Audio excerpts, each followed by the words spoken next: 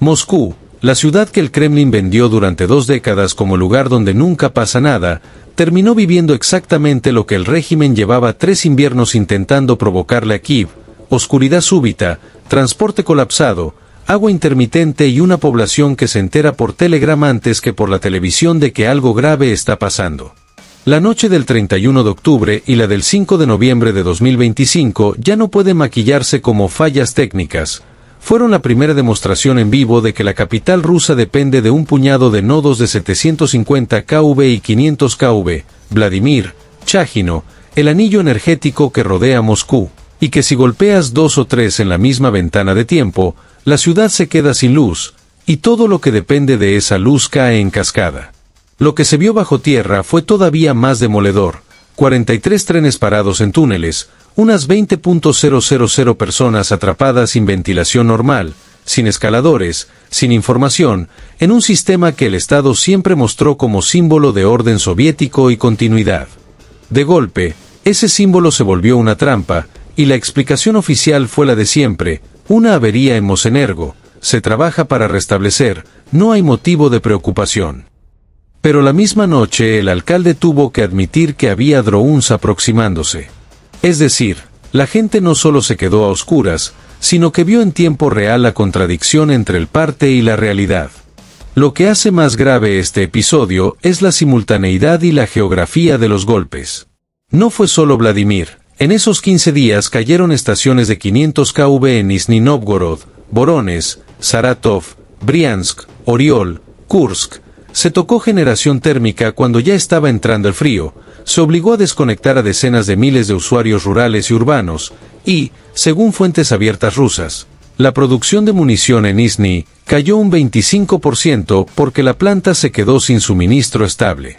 Es decir, el mismo ataque que apagó semáforos en Moscú también ralentizó fábricas vinculadas al frente. Y esto desmonta otra de las líneas rojas que el Kremlin repitió desde 2022, que la vertical del poder podía absorber una guerra exterior sin que la ciudad central sintiera más que un eco lejano.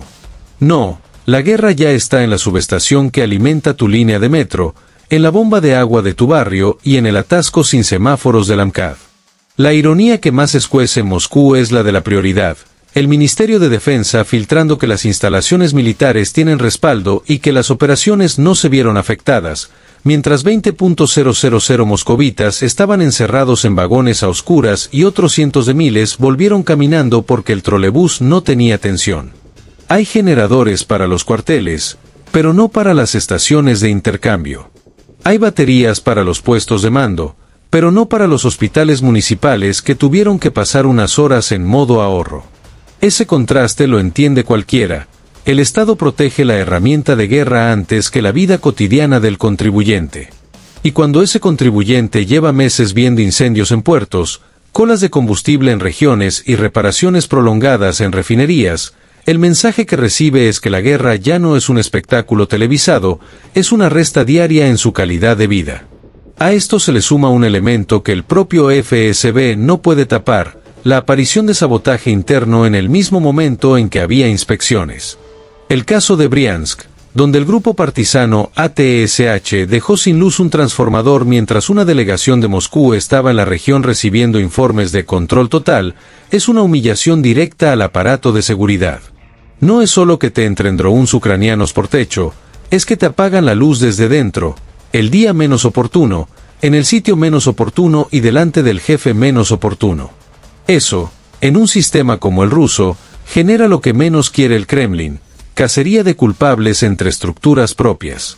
¿Quién no reforzó? ¿Quién firmó que estaba todo en orden? ¿Quién se quedó con el presupuesto de seguridad de instalaciones energéticas? Esos cuchillos vuelan hacia adentro justo cuando necesitas a todos mirando hacia afuera. El problema estructural está en que Ucrania encontró un punto de elasticidad cero. Las grandes líneas de 750 kV que alimentan Moscú no son muchas, no son fáciles de sustituir, no se reparan con repuestos chinos genéricos y estaban pensadas para operar en un entorno sin ataques. Golpearlas a finales de octubre o principios de noviembre no es azar, es obligarte a racionar cuando las calefacciones distritales tienen que entrar a plena carga.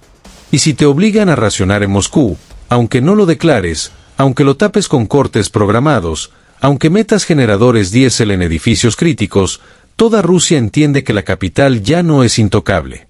Eso, psicológicamente, vale más que un imar sobre un depósito de munición.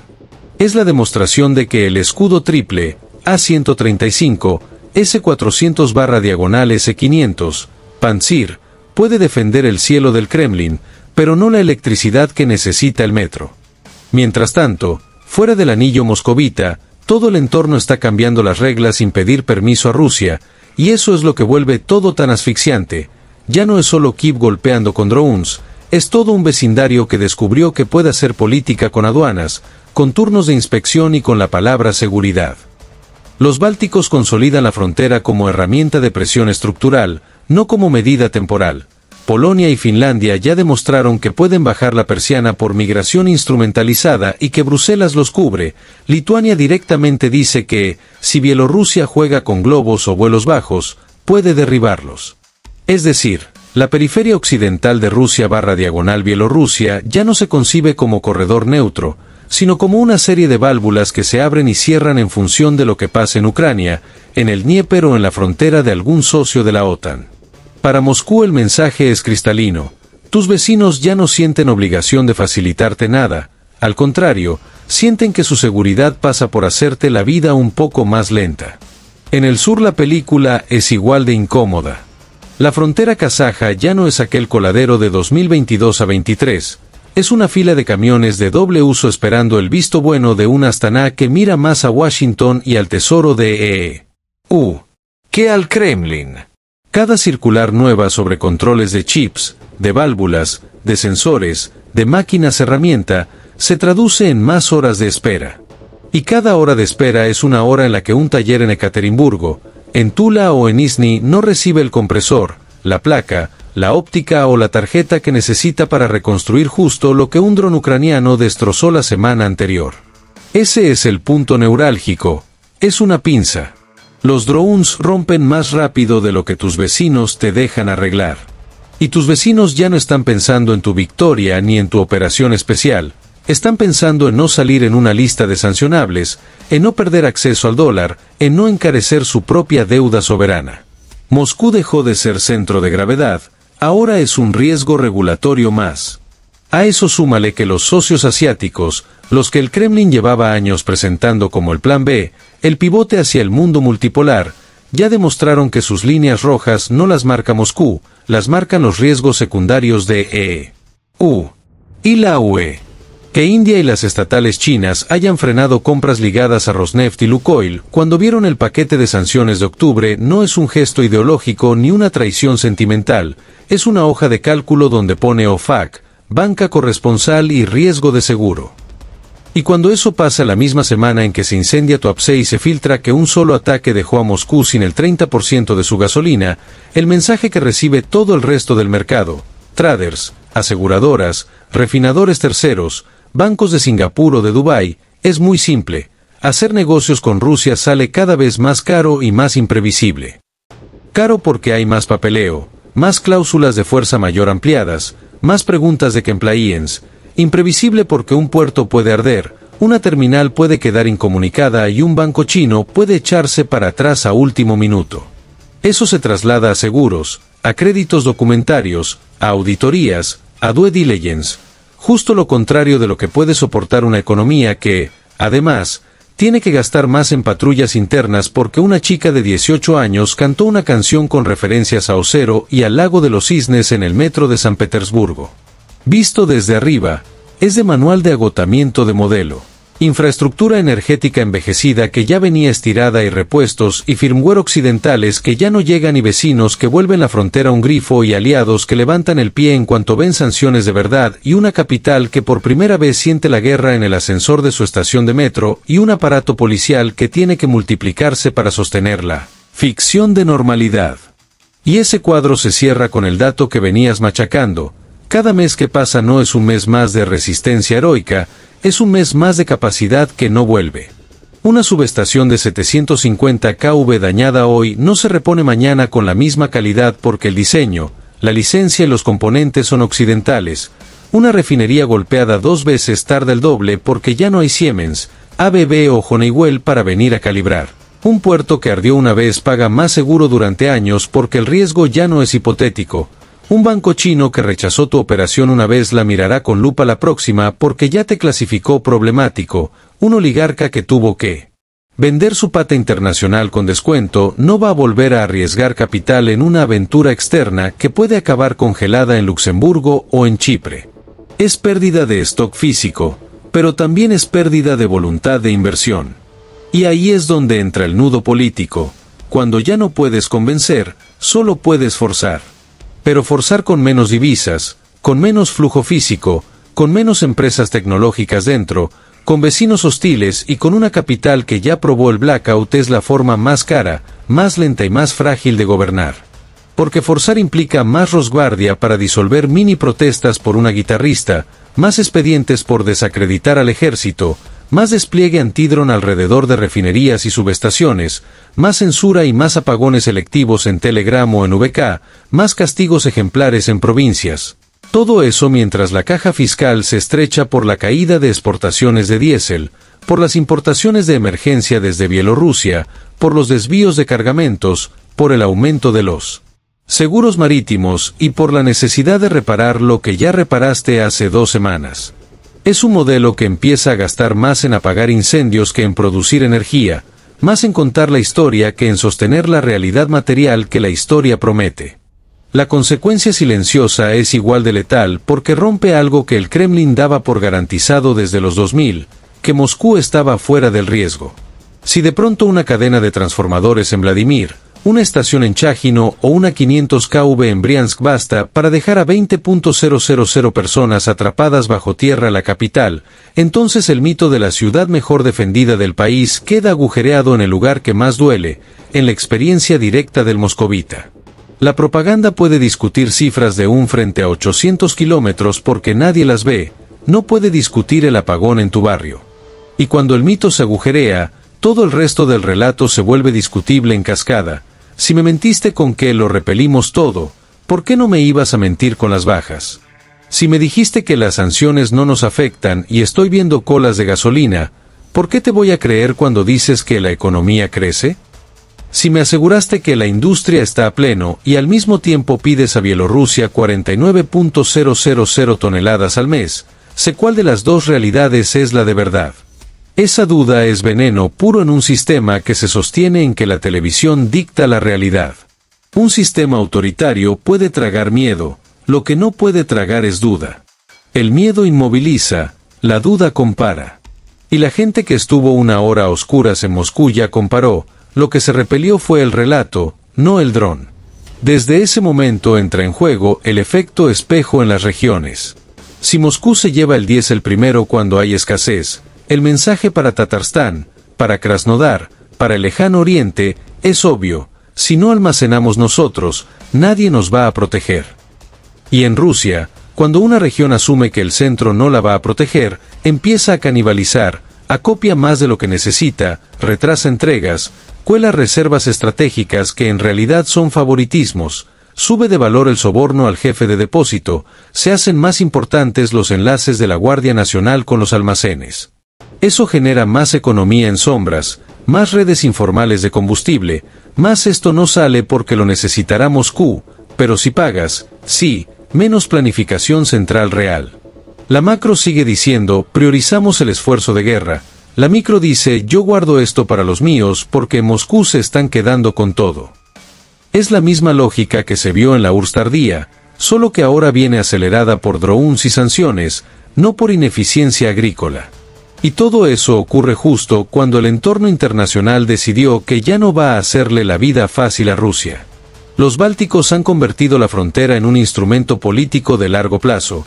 Polonia y Finlandia ya probaron que pueden cerrar por seguridad y que Bruselas no solo no los castiga, sino que los respalda. Lituania habla de tumbar globos bielorrusos como quien habla de inspeccionar camiones. Eso significa que, hacia el oeste, cada paso de una mercancía rusa o bielorrusa está más vigilado, más documentado, más politizado, más lento. Hacia el sur pasa igual pero por otro canal. La frontera kazaja ya no es por donde se cuela todo, sino por donde se examina todo, porque Astana quiere seguir importando tecnología occidental y sabe que el precio de eso es mostrar que controla el reexporte a Rusia. Resultado, la pantalla que ve el Kremlin es demoledora, los drones rompen más rápido de lo que tus vecinos te dejan arreglar. Antes podías recibir una pieza alemana por una ruta torcida, ahora tienes que esperar a que el funcionario kazajo, que está pensando en Washington y no en Moscú, te selle el paso. La guerra, como decías, entonces deja de ser épica y pasa a ser logística pura. Ya no se decide solo en Avdiivka o en Zaporilla, se decide en una aduana báltica que tarda 48 horas más porque hay riesgo híbrido, se decide en una estación de 750 kV que se apaga a menos 10 grados y obliga a poner generadores diésel justo el mes en el que la refinería más cercana fue golpeada. Se decide en un banco de Shanghái que dice no puedo procesar este pago porque el destinatario está en la última lista del tesoro. Se decide en un puerto del Mar Negro que arde y a partir de ese incendio todos los barcos similares pagan una prima mayor. Se decide en un convoy que tiene que ir por carretera porque el oleoducto de anillo de Moscú fue saboteado y hay que alimentar bases aéreas por camión. Esa es la pesadilla de cualquier estado que vive de mover cosas grandes en distancias enormes, que de pronto todo se vuelva un poco más lento, un poco más caro, un poco más inseguro, al mismo tiempo. Y cuando todo se vuelve un poco más lento, más caro e inseguro, la única palanca que te queda para que la población no pregunte demasiado es el miedo. Pero el miedo es la palanca más cara de todas. Miedo significa más rosguardia en la calle para disolver mini mítines por una guitarrista, más expedientes por desacreditar al ejército solo porque compartiste una foto de un camión ardiendo, más vigilancia antidron en todas las refinerías, incluso las medianas, porque ya vieron que las grandes no son invulnerables, más censura en Telegram, más multas a los medios regionales que se atreven a decir faltó gasolina, más vigilancia sobre los gobernadores porque algunos se quejan demasiado. Todo eso cuesta sueldo, cuesta lealtades, cuesta logística, cuesta atención. Y lo peor, cuesta mientras la caja fiscal es más chica porque vendes menos diésel, porque tus exportaciones se retrasan, porque tu petróleo empieza a ser rechazado por bancos asiáticos prudentes, porque tienes que traer gasolina de Bielorrusia. Es decir, está subiendo el gasto de control justo cuando baja la recaudación vinculada a la guerra. Ahí es donde la fragilidad se vuelve visible incluso para las élites. Una cosa es un sistema que reprime para mantener crecimiento, otra es un sistema que reprime para ocultar apagones. Lo primero se tolera, lo segundo se tolera menos.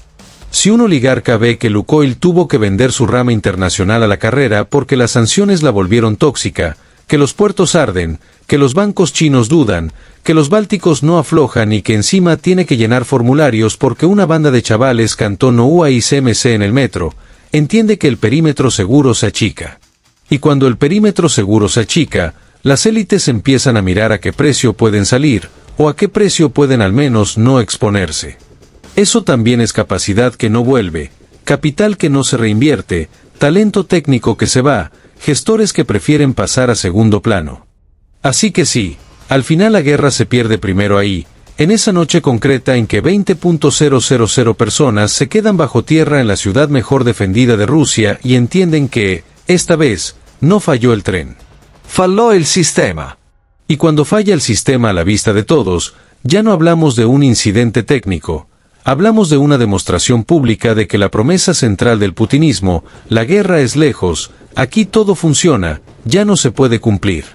A partir de ese minuto todo se encarece, la electricidad de respaldo se vuelve prioritaria, los generadores diésel pasan de ser un lujo a una necesidad, las patrullas se tienen que multiplicar, los gobernadores tienen que mandar partes exageradamente optimistas, el Ministerio de Energía tiene que jurar que mañana vuelve todo, los medios tienen que borrar videos. Eso es el doble que tiene que gastar el Estado para reconstruir la imagen de invulnerabilidad. Pero ese doble no existe. Rusia no tiene el doble de repuestos occidentales porque los proveedores se fueron en 2022 a 23 y los que quedaban se asustaron con las sanciones de 2024-25. No tiene el doble de bancos dispuestos porque hasta los chinos y los indios han demostrado que su amor llega hasta donde no peligre su acceso al dólar. No tiene el doble de puertos sin riesgo porque los que sí tiene ya están en la libreta de los ucranianos o en la de las aseguradoras.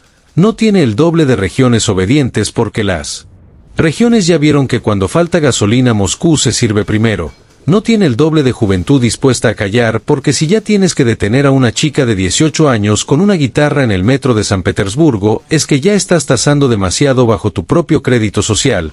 No tiene el doble de vecinos pacientes porque los bálticos, Polonia, Finlandia y hasta Kazajistán ya descubrieron que la frontera lenta es una palanca que pueden usar cuando quieran. Lo que tiene es lo mismo o menos. Y, al lado, una lista cada vez más larga de incendios en puertos, de subestaciones de 750 kV golpeadas, de oleoductos cortados, de convoys retrasados, de refinerías que no se pueden reparar con la misma calidad porque la pieza era Siemens o ABB. Y cada entrada nueva en esa lista no es solo un hecho de guerra, es un argumento más para que una aseguradora suba la prima, para que un banco pida más papeles, para que un socio asiático diga esperemos un mes, para que un gobernador acopie, para que una élite piense en liquidez en vez de en lealtad. Ese es el punto fino. Cuando la ficción, somos estables, somos inmunes, Moscú no se apaga, cuesta más dinero, más policía y más favores que la realidad, nos están golpeando y no damos abasto, la ficción deja de ser rentable. Y las guerras largas las gana quien puede sostener la verdad cara, no quien intenta sostener la mentira carísima. Rusia está entrando justo en esa zona gris, la de un estado que todavía puede producir, todavía puede pegar, todavía puede mover tropas, pero ya no puede convencer a bajo costo. Y cuando ya no puedes convencer a bajo costo, todo pasa a la tarifa del miedo, más controles, más detenciones preventivas, más censura, más despliegue antidrón, más prioridad para la capital, más sacrificio de las regiones. Esa tarifa del miedo sube cada semana porque el entorno no mejora, los vecinos siguen duros, las sanciones se afinan, Ucrania sigue encontrando blancos, los socios asiáticos siguen calculando. Y ahí es donde se empiezan a perder las guerras largas, no cuando te falta un batallón en el frente, sino cuando la capital descubre que para mantener encendida la mentira tienes que gastar más de lo que te entra. Hay un frente del que casi no se habla porque no tiene fuego ni videos, el de los mantenimientos diferidos. Cuando te empiezan a golpear refinerías, subestaciones y puertos, y además te cuesta conseguir piezas occidentales, lo primero que hace cualquier ministerio ruso es pasar a modo guerra y posponer todo lo que sea revisión profunda, overhaul, sustitución programada. Eso funciona 3, 6, 9 meses. Al año y pico pasa otra cosa. Empiezan a fallar a la vez los equipos que estaban cerca del fin de ciclo y los que se remendaron deprisa después de un ataque. Ese doble pico de averías es lo que de verdad revienta una red eléctrica o de bombeo, no el dron en sí, sino el dron y el hecho de que tú ya estabas estirando la vida útil de transformadores, válvulas, turbinas y software que ya no te actualizan. Ese cuello de botella todavía no lo vimos en grande, pero es el que viene. Segundo ángulo nuevo, la competencia interfuerzas. Cada vez que Moscú queda a oscuras aunque sea una hora, el FSB, el Ministerio de Defensa, Rosguardia y los operadores civiles de energía tienen que escribir informes cruzados. Si la causa fue un dron, Defensa dice era muy bajo, no había radar. Si fue un saboteador, el FSB dice faltaban cámaras. Si fue una sobrecarga, la empresa dice nos dejaron sin repuestos. Eso genera expedientes, y los expedientes en Rusia actual significan gente buscando culpables dentro del aparato, no fuera. Ese clima de que no me echen la culpa a mí hace que la siguiente vez haya sobrereacción, más tiros a cualquier eco en el radar, más cierres preventivos, más inspecciones a convoys. Todo más lento. No porque Occidente cierre, sino porque los propios organismos rusos empiezan a protegerse unos de otros. Tercero, el frente marítimo legal. El ataque a Tuapse y la idea de que los puertos del Mar Negro ya no son tan seguros está cruzándose con algo más técnico. Aseguradoras y clubes PI empezando a tratar cualquier carga que huela a ruso como caso especial. Eso implica más papeles, más certificaciones de origen, más preguntas sobre quién es el beneficiario final, más riesgo de que un intermediario turco o emiratí diga paso. Ese escalón no lo pone Ucrania, lo pone la industria para no comerse una sanción secundaria. Pero, sumado al miedo físico, te va achatando las rutas. Y cuando las rutas se achatan, Los fletes suben y tus descuentos tienen que ser mayores para que alguien todavía se arriesgue a llevar tu diésel. Cuarto, el presupuesto interno empieza a tener que priorizar la capital de manera más explícita. Si en un invierno te quedaste sin 30% del combustible de Moscú una vez, el Ministerio de Finanzas va a planear el siguiente trimestre como si eso pudiera pasar otra vez. Más reserva en la zona central, más compra de emergencia, más subsidio al transporte urbano allí. ¿Y de dónde sale? De regiones. Eso crea una brecha política sorda. Los gobernadores de lejos saben que, en una crisis, Moscú se llevará el combustible, la policía mejor equipada y los generadores. Eso incentiva a las regiones a negociar por su cuenta con empresas mixtas, a esconder stock, a hacer alianzas informales con militares locales. No es separatismo, es autodefensa administrativa. Y es exactamente lo contrario de lo que quiere un centro que ya va justo de recursos. Quinto, empieza a haber agotamiento en la ruta gris de tecnología. Al principio, 2022 a 23, todo lo que no entraba directo a Rusia se triangulaba por Ereván, Astana, Dubái, Estambul. Pero 2025 en tu escenario ya no es 2023, el tesoro de EU afinó, la UE afinó, y los países de tránsito ya vieron que salir en una lista les encarece todos los demás negocios. Así que ahora no es solo más caro el chip o la placa, es más errática la entrega. Antes sabías que tardaba 20 días, ahora puede tardar 20 o 70 según quien esté mirando. Para una industria de defensa esa incertidumbre es casi peor que la escasez, porque no sabes si reabrir línea, si mandar gente a vacaciones, si canibalizar. Y cada vez que canibalizas, reduces el parque disponible. Sexto, hay un elemento que el Kremlin todavía no puede controlar del todo, los pequeños sabotajes internos que no son partisanos organizados, sino gente cabreada. Si ya se hizo público que en Briansk se podía dejar en ridículo al FSB justo durante una inspección, esa es la prueba de concepto para cualquiera que trabaje en una subestación, un depósito, una vía férrea. Basta una mínima acción para meter a todo un aparato en modo pánico. No son grandes operaciones ucranianas, son microgotas rusas. Y la seguridad rusa, al no distinguir bien entre una y otra, reacciona igual de fuerte a todas. Otra vez, más coste para apagar chispas. Séptimo, empieza el problema del relato hacia aliados blandos, África, parte de MENA, América Latina, que Moscú había cultivado con la idea de somos el socio que aguanta. Cuando esas capitales ven que Rusia tiene que importar gasolina de Bielorrusia, que sus puertos arden y que sus vecinos europeos la paran con formularios, el argumento de asociate conmigo que soy resiliente pierde brillo. Eso afecta cosas que parecen menores pero no lo son, contratos de armamento, proyectos nucleares civiles, acuerdos agrícolas. Si Rusia parece un proveedor que tiene que mirar si ese mes tiene diésel o no, esos clientes se van al siguiente oferente. Y, por último, algo que casi nunca se dice, la mano de obra técnica. Cada apagón, cada ataque a una refinería, cada reparación acelerada implica ingenieros, soldadores especializados, programadores de PLC, gente que sepa hablar con equipos viejos occidentales. Muchos de esos ya se fueron en 2022 a 24. Los que quedan están sobrecargados y saben que su currículum vale fuera. Si además ven que el Estado los expone en instalaciones que se están convirtiendo en objetivo, una parte busca salida. Ese drenaje silencioso se nota no hoy, sino cuando haya que levantar 2 o 3 instalaciones a la vez y no haya suficientes manos que sepan hacerlo sin soporte occidental. Todo eso es nuevo a la ecuación y empuja en la misma dirección que venías marcando. No hace falta que Ucrania destruya el 100% de la infraestructura para que Rusia empiece a quedarse sin elasticidad. Basta con que la rompa al ritmo exacto en que el exterior aprieta fronteras y el interior pierde técnicos, crédito y paciencia. Ahí es donde un Estado que hasta ayer podía fingir omnipotencia tiene que admitir otra verdad mucho menos heroica: ya no tiene margen.